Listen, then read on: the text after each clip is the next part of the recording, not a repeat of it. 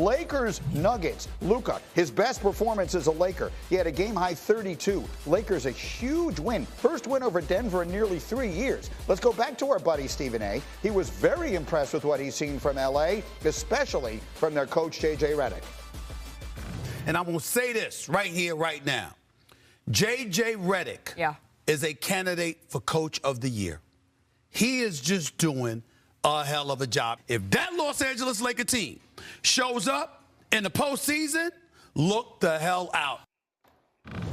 So, Monica, let's talk about, we all know JJ obviously well from his time here. And look, I know him well enough to know what his life was before he decided to go back to this. I heard him say he did not sleep between their game Thursday night and their game Saturday night preparing for Denver. This is a guy who could have had the easiest life in the world, making a life. The guy's made $1 trillion playing basketball. He could have had this great life playing all the golf courses he's a member of and everything else. He decided to put himself back into this grinder, and I give him a lot of respect for doing it, and he is kicking behind doing it right now with the Lakers. They looked ridiculously good on Saturday night. They looked fantastic. I was very, very impressed with what they were doing on both sides of the basketball. And when it comes to J.J. Redick, we know how much he loves the game of basketball, the analytics, the preparation. But even in all of that, I think his player experience resonates so much in terms of just playing hard. And he's got these guys playing very hard on the defensive end, particularly on defense when they were defending Jokic on Sunday or Saturday night. I thought they did a great job of staying connected. There was always a body bothering Jokic. They did a good job communicating in the cuts and brief switches, so to speak. I believe that's either Rui Hachimura or Jared Vanderbilt that's bodying him up there. But look,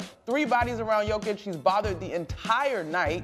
He doesn't get a clean look, and then you block out and you finish the possession with a defensive rebound. And so the attention and the energy. There's LeBron, right? We know what LeBron is capable of being as a defender. He's going to be the primary. But look, all these guys are coming to load up. Not only do they load up, but this is when we're used to seeing Jokic pass out of this. The secondary guy in terms of the pass was also available. More of the same here, right? Jumping out in front, using his quickness. I believe that was Dorian Finney-Smith that was able to do that. And then you get a run-out highlight play. Like, it's just beautiful. So when they made this trade, all anybody told me was, well, the Lakers are going to be so bad defensively. It's unbelievable how bad the Lakers are going to be defensively. And here we are talking about how good they looked, at least on this night, against a legitimate contender and maybe the MVP of the league in Jokic. Stephen A. just said if that Laker team shows up in the playoffs, what could they do? Yeah, listen, what you saw in that defensive assignment against Jokic and the way they committed to it, and it's a lot of things go into a defensive game plan. It's personnel, scheme, and effort. Basically, it's those 3 things that you got to combine on a given night. You saw all of those things come to fruition, and they're getting that out of guys like Rui Hachimura and Jared Vanderbilt and Dorian Finney-Smith. They have the physical frame to play certain lineups size-wise that enable them to get away with that. And that is what I think a lot of people didn't know when they made this trade. You knew Luka's going to be somebody you have to protect. And in those first couple games back, man, were they exposed trying to protect him. And that's when everybody's saying, going, I don't know if this is going to work, even if Luka is great offensively. What you're seeing now is they're maxing out these other pieces and how they attack things defensively. Listen, there's no question the Lakers are coming, and you better pay attention to what's about to happen for the next 25 games. Now, it's too early to answer it. Small sample size.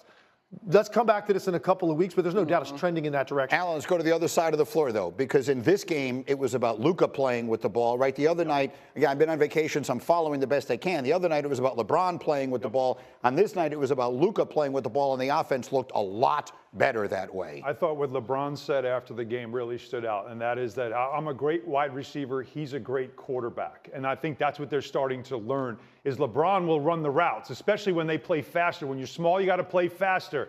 And so you let Luka get the ball. Look at this, just looking up the floor. And who's running? The 40-year-old, outrunning everybody else down the court. His vision, Luka doesn't get a lot of credit for his passing ability, his vision. He loves playing with bouncy bigs.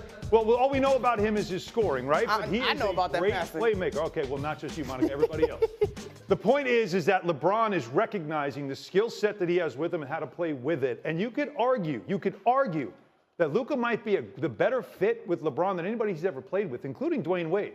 Wade didn't have the perimeter game that Luka has. They were both clutch. They both certainly knew in the big moment. But the passing ability that Luka brings could unlock a little more of LeBron even at this age. The Wade analogy is an interesting one because we all remember that when LeBron went to D-Wade's team, it took Dwayne Wade saying to him, look, man, you got to be the guy. I'll figure out how to play around you, but you're the guy. Now here's Luka coming to LeBron's team. And I know the age disparity wasn't that. But still, if it takes LeBron saying to Luka, look, man, do your thing. I'm a basketball genius. I'll figure out how to play alongside it. That's what that looked like to me on Saturday night. 100%. And Greeny, I sat next to you. I sat next to BC while you were out, and I was one of them folks that questioned the defense. I think Saturday was a great start, and we already knew that LeBron has the basketball IQ. LeBron and Luka, they have the basketball IQ to make beautiful plays together. I was not worried about them offensively at all. I'm with Legs in that, is this defense sustainable, right? When you look at their 8-game sample size since the trade, their defense is ranked 3rd in the NBA. It's a very small sample size, and Luka wasn't on the floor in all of those games, and you might do a little bit of this at some of the competition, but I'm really curious to see if that's sustainable. I like the point about the Luka LeBron thing, too, who's on the ball off. Luka has to be on the ball. Now, here's why. That other guy has to be willing to cut or run. Luka doesn't cut or run. Right. If you're not doing, it's just the truth. It's true. If you're not doing those two things, then the offense is going to bog down. It's going to be stagnant, and you're going to end up with a lot of traffic on the primary ball handler. The threat of LeBron cutting, it's not like LeBron sitting there weak side slashing on but the fact that he can, and he will make that read, means you have to be like this on the weak side. That enables the ball handler to go operate. And running the floor, as we've shown you with the throw-ahead passes. Like, Luka doesn't do those things, so it just makes more sense. Put the ball in his hands. He's going to dissect you.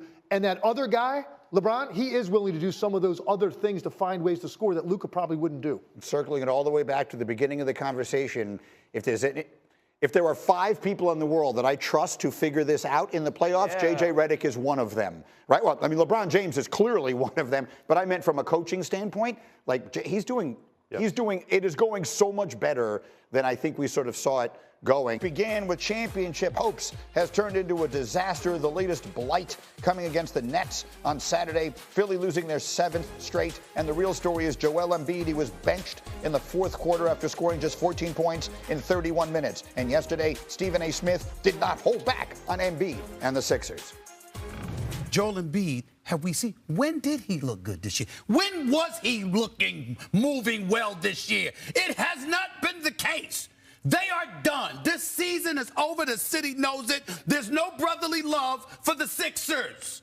Lose, sit Joel Embiid for the rest of the season like Perk was saying last year. Sit Paul George while you're at it and just be done with it and prepare for the next 3 years because this season is a joke.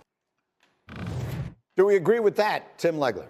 Yeah, I do, because it's not going to get better. And from Joel Embiid's own admission, it's not going to correct itself unless he gets this thing treated or surgically repaired, whatever it's going to take. You can rest him, you can sit him, and hopefully you can squeeze whatever you can out of him. And I understand that mindset a little bit because they just gave him $190 million. So I understand you're like, you want some return on that investment. Bottom line is the way this guy looks and his lack of impact, particularly defensively, he's got no movement on that end of the floor at all. He basically has become a perimeter player on the nights he's not feeling well. You can't win with that, and it's not going to resolve itself. So I do agree with Stephen A. Smith. I think you're banging your head against the wall if you continue to try to manage it the way that you are with him. Can I just put some context to that? Sometimes we hear big numbers, $190 million. It's sort of hard to put